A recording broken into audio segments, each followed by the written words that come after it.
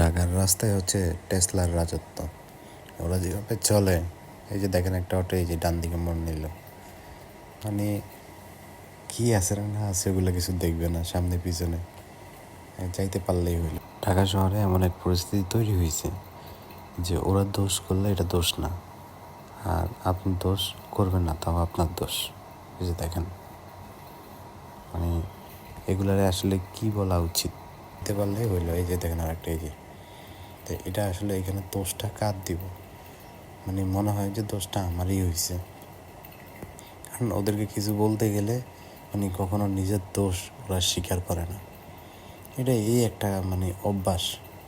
আর কী করবো, এইভাবে ঢাকা শহরে চলতে চলতে মানে এগুলো দেখতে দেখতে এখন অভ্যস্ত হয়ে গেছি, এই জন্য কিছুই বলি না। মানুষ তো অ্যাটলিস্ট অন্যায় করলে অন্যায় স্বীকার করতে হয়, যে না ভাই আমার ভুল হয়েছে, এভাবে তো স্বীকার করা লাগে। স্বীকার না করলে তো সমস্যা, কিন্তু ওদের ক্ষেত্রে জীবন ওরা স্বীকার করবে না ওদের অন্যায়।